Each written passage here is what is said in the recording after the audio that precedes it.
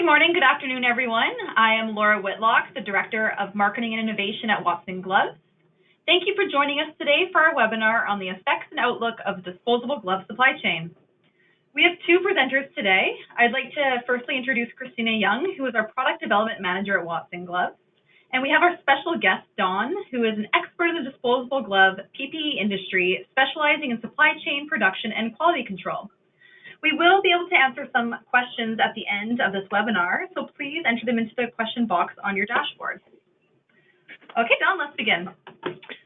Hey, thank you, Laura and Christina. I appreciate the invite to talk with you about some of the effects COVID-19 has brought on the disposable glove supply chain.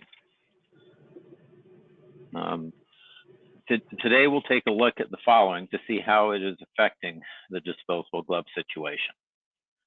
The market landscape, market sizing pre-COVID-19, market segmentation by product, effects on the market, future outlook, and Christina will talk with us at the end about some of their innovations with disposable gloves. Depending on where you source your information from, global markets for disposable gloves in 2018 was between 5.5 and 6.5 billion US dollars. This includes both exam and industrial/food service products. As you will see, the volumes continue to rise year after year, even without the current COVID situation. Since the year 2000, glove consumption has quadrupled, reaching 256 billion pieces in 2019 or 2018, and records indicate that in the neighborhood of 265 billion gloves produced in 2019. I expect the production volume to increase to around 330 billion pieces for 2020. I wanted to bring to your attention the shift that we are seeing in the marketplace to nitrile gloves. Keep in mind that these are global numbers. North America's mix of nitrile is substantially higher as powdered latex has been banned for exam use and an increased public awareness of latex allergies. I believe the true number of nitrile into North America is closer to 60 to 65%.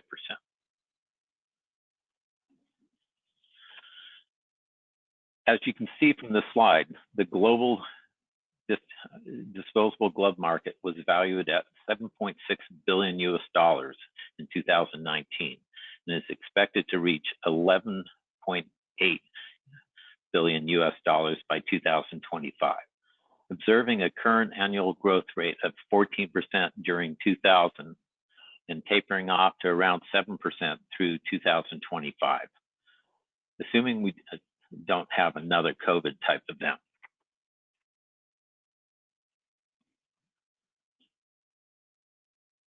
Thailand, Indonesia, and Vietnam are the top producers of natural rubber latex.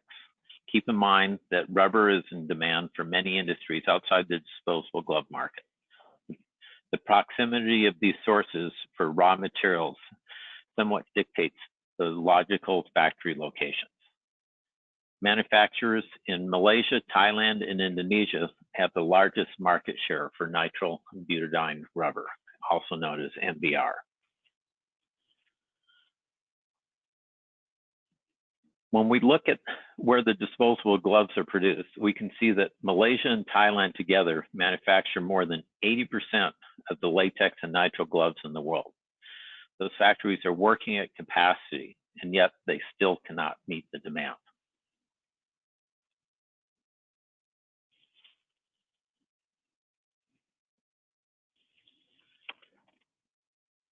So let's take a look at several key areas that affect the supply chain.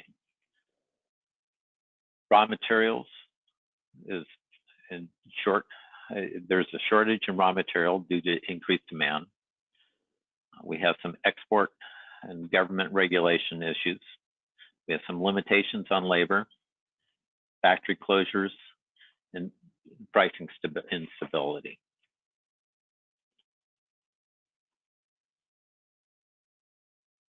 The increase in consumption, I believe, is going to be the new normal. We've got your industrial and exam versus your personal PPE. In regards to personal PPE, we've got the panic buying that's going on. No one wants to run out of PPE.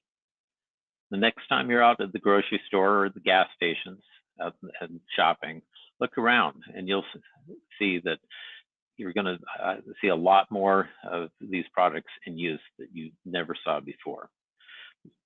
For our healthcare and hygiene, look at the increased load on our hospitals, the care facilities.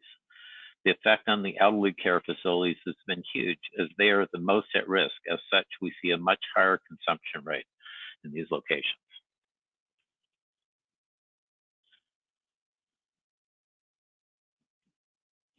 This increased demand has caused some of the world's top producers to see monthly sales orders spike by as high as 180%.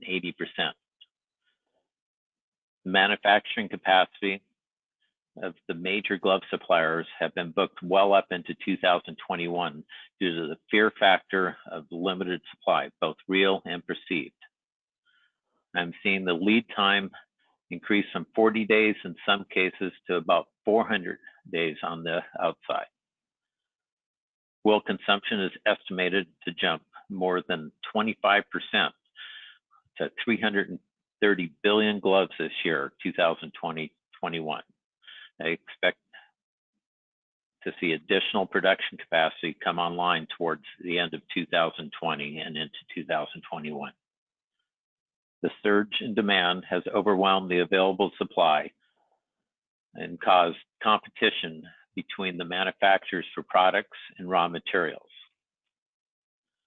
This extends through the entire supply chain.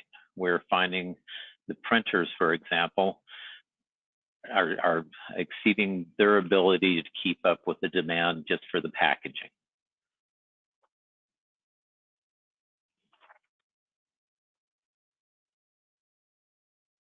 So our latex gloves, and we're talking a natural rubber latex.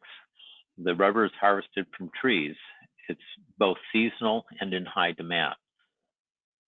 On our nitrile gloves, the raw material is basically two monomers, acrylonitrile and butadiene. This is processed into a nitrile-based rubber, NBR, in liquid form.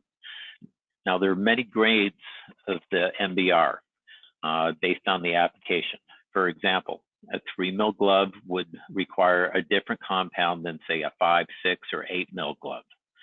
The largest volume of gloves being produced currently is in the 2.5 to 3 mil segment. Part of the challenge with these different compounds is if you try and use the compound for a 3 mil glove on one of these thicker gloves, is they gel up too quickly. And so you have a very high failure rate on the glove.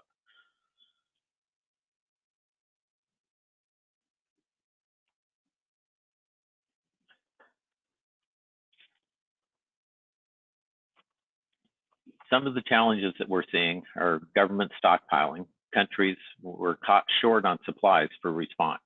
As such, we have seen government control of distribution. This is especially true for China. Domestic use in China has surged with COVID, and China is limiting what can be shipped out of the country. They've implemented increased inspections and added additional requirements to the factories and the exporters, which has further delayed the exporting of the product out to supply the countries. The movement control order or movement restriction orders has caused a number of issues. We're having problems with putting crew on ocean freighters to move the product, getting workers to the factories to actually produce the gloves, and then all the other areas that you don't think about, the maintenance that has to happen on the equipment for these factories. There's many different industries that are involved with this.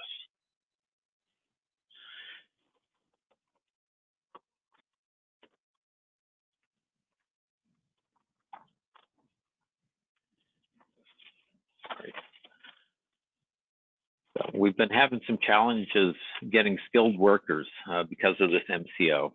The number of the workers that the factories can hire and bring into work with these regional area controls.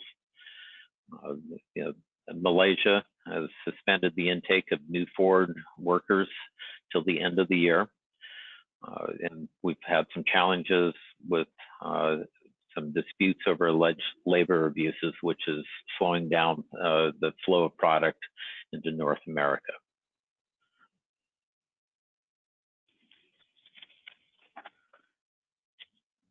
We had some factory shutdowns due to the COVID-19 outbreak, especially at the beginning, while we were trying to get a handle and understand exactly what we were dealing with as a world, not just as a country.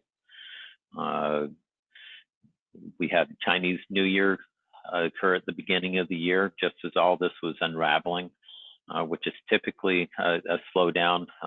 You'll see a 30% reduction in supply availability out of China during the Chinese New Year's. The entire country was in lockdown. So we had challenges getting workers to the factories because during the Chinese New Year's, most of the workers traveled back home to their home regions, and then they implemented their quarantine, and now we've got factories that can't start back up because the workers can't come back in. And so they're having to find localized workers where they can. Some of the factories were just plain shut down for several months before they could actually go back to producing gloves, which in turn, there's a backlog because they had orders in place. And then with the whole COVID situation, as I mentioned earlier, they've been further booked out through into 2021.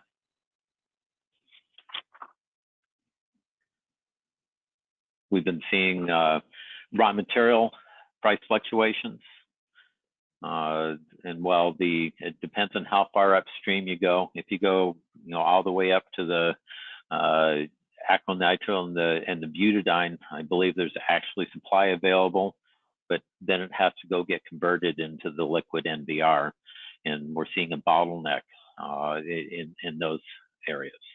Aside from the increased demand, several of the producers were slated for maintenance, which means they're shutting down their converting units. And so what supply they had been providing to the market was put off for 45 days or more. The bidding wars is not just on the raw material for making the gloves, but it goes all the way down the line. Your transportation. There's so much demand for stuff to be moved around. Your printing, as I mentioned earlier, I'm seeing 1-2 month delays on getting printing materials in when goods are ready to be packaged.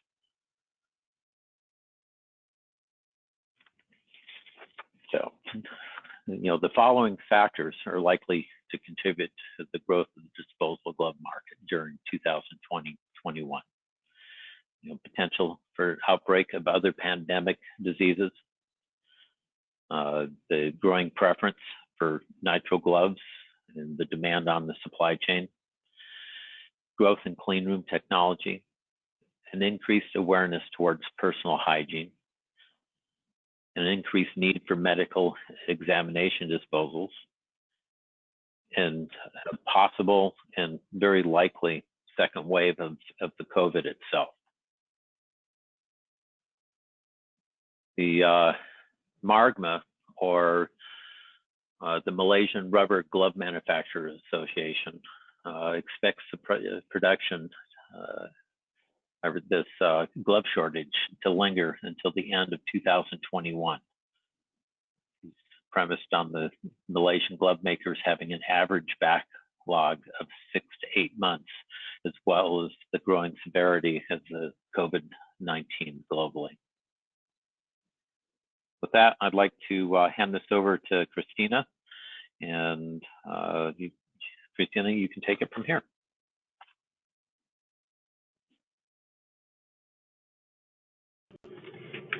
Thank you, Don, for shedding some light on some of the challenges that manufacturers are currently facing in the light of just these unprecedented events and this sudden huge increase in demand. So it's really enlightening to see what kind of challenges are out there.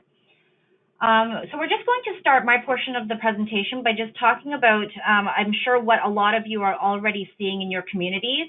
And this is what's known as coronavirus pollution. There are an increased amount of what you've heard us mention, personal PPE, where in your communities you'll see a lot of people wearing obviously face masks, but then also disposable gloves on a daily basis, just to visit the grocery store, as Don had mentioned, the deli, just for their day-to-day activities. And what's happening is that it's causing pollution, an increased amount of waste that's being disposed of. So here's just a snapshot of some of the years that it would take for regular items to degrade in landfills if they weren't treated with any sort of enhanced biodegradation features. So for example, a plastic bag takes about 200 to 1,000 years to break down. A plastic bottle would take about 450 years to break down. And a regular nitrile glove takes about 200 years to break down. And obviously, not only do these take a really long time to break down in landfills, but they also break down into harmful microplastics as well. So that also is not great for our environment. What we've done is with our new Green Monkey line, which we'll be talking about later on in the presentation, is that we've enhanced the biodegradability with our Reclaim technology, which is an additive that actually speeds up the degradation process to about 10 years. So instead of the 200 years for a regular untreated nitrile, our Green Monkeys will break down in a landfill in about 10 years. So this next slide here just basically focuses on our new initiative towards product development. And what I mean is that not only do we focus on the beginning of life, which is to create new and innovative gloves for you, our customers, but we're also focusing on how the gloves, where the gloves end up and what happens to them at the end of life, which means like after you're finished using the gloves and you dispose of them, what happens to the glove. And in this slide, you'll see that after our Green Monkey biodegradable disposable gloves are thrown away and brought to a landfill, and in a landfill environment, the Reclaim biodegradation technology will start to cause and attract microbes to help the glove break down a lot faster than if the glove was not treated. And what happens is during the biodegradation process, the glove breaks down and becomes biogas. And a lot of the smart landfills that are in our cities now actually harness the biogases that are released by the decomposing garbage and actually turns the biogas into energy that is then used to run our cities and houses. And this is what is referred to as a circular economy, where it's not just about the beginning of life, but also about the end of life as well. So this next slide here just features some of the new products that have our Reclaim enhanced biodegradation additives. And some of you may already be very familiar with the Green Monkey line. And we're just going to get into a little bit of detail on each of the products. This first product is our 5559PF, which was the first glove that we've launched using the Reclaim enhanced biodegradability additive. This one is a 4 mil nitrile with a lightly textured finish. It is excellent for gloves requiring high tactile sensitivity and dexterity, and will also offer some light chemical protection in a splash application as well. This glove comes in a 100-piece box and as well is available in a smaller packaging format, which has 20 pieces. The next glove in the Green Monkey lineup is our 5557PF. Some of you may know this glove in its former iteration as under our monkey wrench banner, but we really wanted to make this glove biodegradable as well, and so we've added the reclaim technology and have moved it into our green monkey line. This glove here is a 6 mil thickness in a full nitrile polymer. It also has a textured finish, a raised diamond pattern, which is an excellent surface for enhanced grip in wet and oily conditions. And this is available in a 50-piece dispenser. And the final product in the Green Monkey line is our 5558 PF. And this is the most heavy duty of them all, and it is an 8 mil thickness in, again, 100% nitrile. And once again, this features the raised textured finish, which is, again, excellent in oily and wet conditions, and this will give you exceptional puncture resistance as well as splash resistance against chemicals as well. And not only does this come in the 50-piece dispenser box, but it also comes in a smaller format 10-pack as well. So that is it for the product portion of the presentation. I am now just going to hand the presentation back to Laura to see if we have any questions that we can help answer for you. Great, thank you, Christina. Let's just take a look to see if we have any questions in the question box.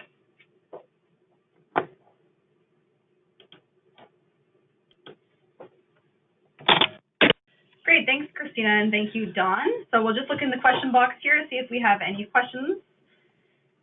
Okay, we have a question here for Don.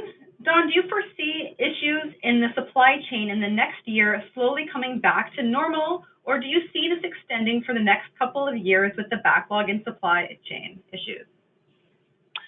Hey, Laura. So that's a good question. I don't see things returning to normal anytime in the next few years. I think the manufacturers will catch up with the backlog, towards the middle of next year, but the consumption is going to continue to be large. There's a much higher awareness of people's vulnerability, and I think people are going to take measures to try and reduce the risk. Great, thank you. This message is for Christina regarding biodegradability. Is the shelf life the same, or will the biodegradability affect the shelf life at all for the Green Monkey disposable gloves? So the biodegradable additive actually will not whatsoever shorten or affect the shelf life. Again, the performance and the shelf life will remain the same as regular nitrile disposable gloves, but it only becomes active once the glove has been disposed of in a landfill environment. And throughout the 7 to 10 years that it takes for the glove to break down, what happens is that the additive actually attracts microbes to start to break down the glove a lot faster than if the glove was untreated with the reclaim technology. But again, it only can start to activate once the glove has been disposed of in a landfill condition, which has been tested to have limited amount of oxygen and light, and also a certain amount of moisture. So again, if it's just sitting on your shelf or kind of left open in the air, on a street, it will not start to biodegrade. Great, thank you. The next question here is for Don. Don, how far out should we be planning to book disposable glove products from a supply chain aspect? Laura, as I mentioned earlier, we're seeing orders at the factory up into mid-2021. So I think people need to be working as far ahead as they possibly can. If you don't have orders in through the end of the year, you should get those orders in. That's my thought on that. Great, thank you. Don, has increases in prices been consistent in all manufacturer countries? For raw materials. I'm sorry, I was reading something. Say that again, please. Regarding raw materials, Has the increase in prices been consistent in all manufacturer countries? So the price increase has been consistent in that everybody's gone up substantially. We're seeing price increases of 3 to 4 times what they were pre-pandemic. China in particular has greatly increased their price due to the fact that they've got a internal domestic market that has greatly expanded. And the fact is they were working on such tiny margins before that they have an opportunity to actually be profitable. Great, thanks.